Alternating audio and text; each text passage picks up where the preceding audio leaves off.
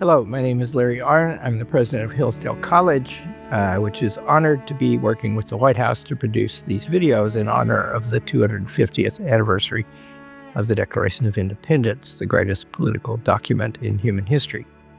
Our college was founded in honor of that document. We encourage you to love it and to celebrate it. And to celebrate it, you should learn about it.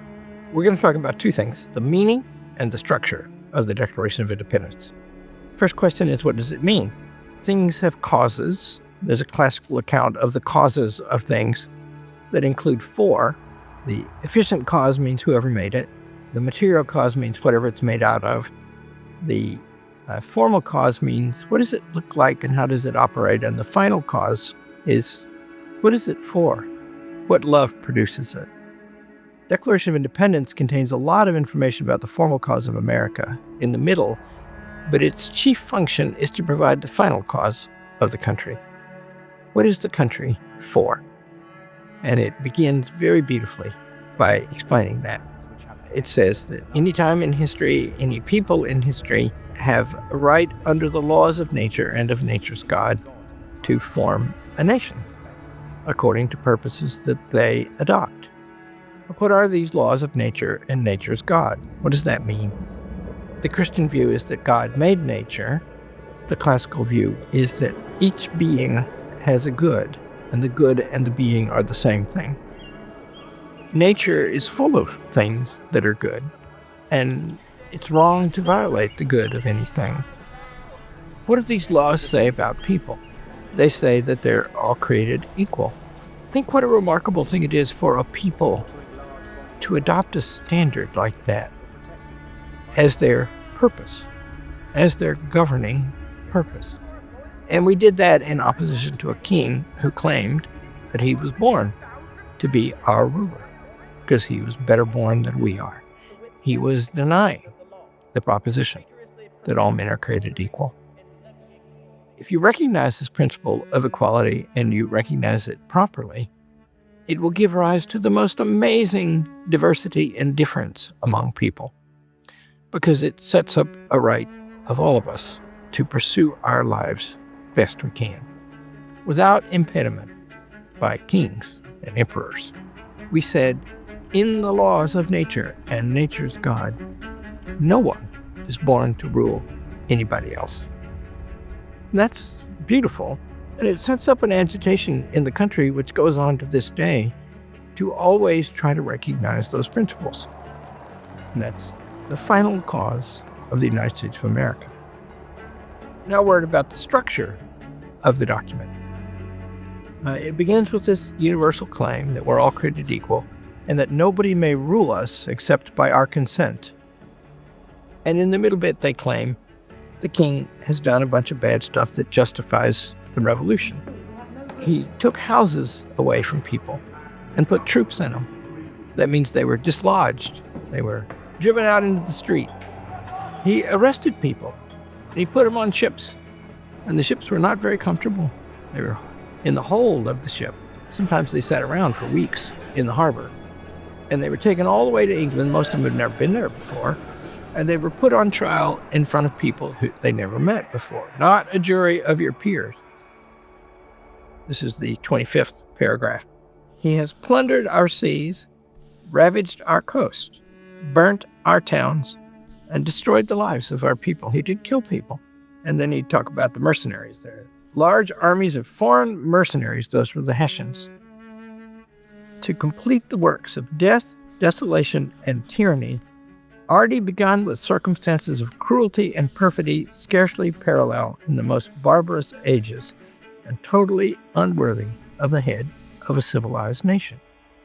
But then that leads us to the second thing about this structure point, and that was some of them are direct violations of the best method, the founders argued the only sure method, to keep the government from doing things like that to you, to its citizens, to anybody, right?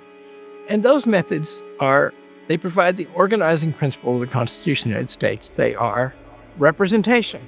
The Continental Congress that passed the Declaration of Independence took great pains to be a representative body. That is to say, they're not acting according to their own wills. Somebody else, those who will be governed under this new government that they're creating, have appointed us to do this. We are acting for them. We have government by consent. And they say that the king is interfering with the legislatures that they had had before. He dissolved several of them, and he prevented others of them from meeting. And those are all in these charges here, right? He has obstructed government by consent. Then he's messed around with the judicial branch. And that means that the legislature has to pass a law, and then the executive enforces only the laws that have been passed. And then when the law is applied upon any citizen, he has to be taken in front of a judge who's not dismissible by the legislature or the executive. And then the judge has to decide. That's called the independent judiciary. It's a terribly important thing. So the middle bit of the Declaration, these 28 paragraphs, is the second part of the structure of the Declaration of Independence. And the third part is a formal legislative act that makes the nation. It's passed by the Continental Congress.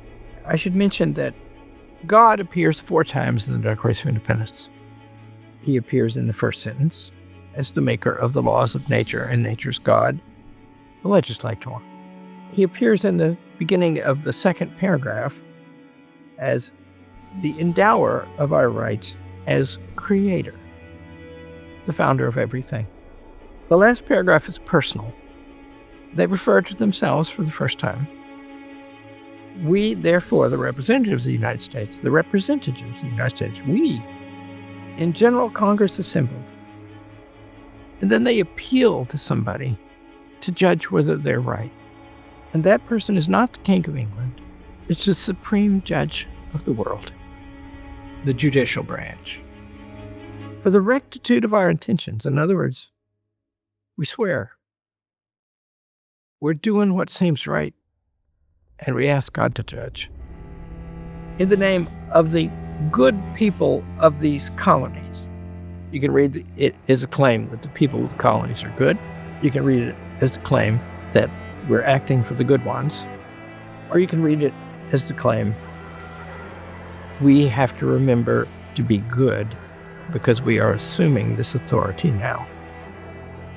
Free and independent states, that they are absolved from all allegiance to the British Crown, and that all political connection between them and the state of Great Britain is and ought to be totally dissolved, and that as free and independent states, they have full power to levy war. Now we get to the hard thing. Conclude peace, contract alliances, establish commerce, and do all other acts and things which independent states may of right do. And then the beautiful last sentence. This is where the executive branch comes in. Because, see, now it's war. And for the support of this declaration, with a firm reliance on the protection of divine providence. That's God as the executive branch. We mutually pledge to each other our lives, our fortunes, and our sacred honor. Only in the hands of God would all the powers of government be combined. Those men in that room, the same room where the Constitution would later be written by some of the same people, we mutually pledge to each other everything we've got. We Americans today owe those people. We should learn about them.